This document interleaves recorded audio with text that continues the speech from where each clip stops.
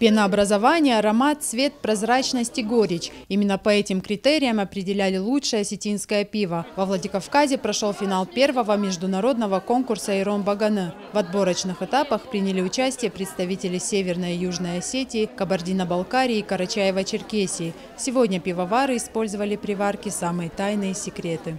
История возникновения осетинского пива уходит корнями в глубину веков. Связана она с нардским эпосом. Сегодня фестиваль осетинского пива в республике проходит уже третий раз. В этом году он впервые проводится в статусе международного.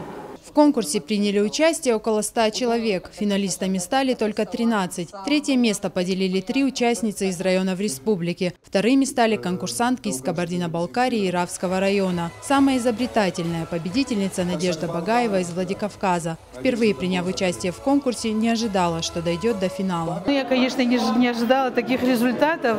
И сейчас я волнуюсь очень, но постаралась.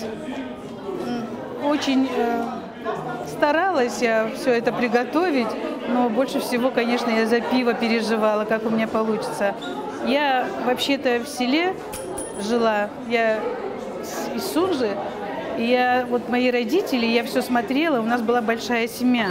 У нас в семье было 8 детей, я самая младшая.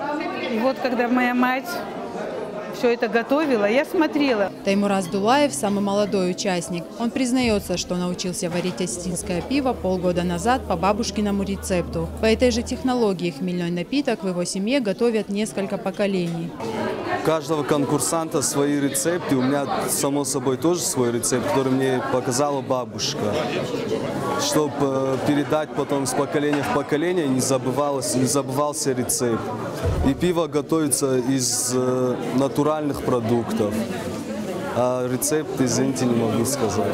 Следующий фестиваль осетинского пива «Ирон Баганы» планируется провести в Турции. Таким образом, организаторы надеются сохранить традиции и обычаи для турецких осетин, проживающих там уже много лет. Рая Дзантьева, Алан Гасанов, Осетия ТВ.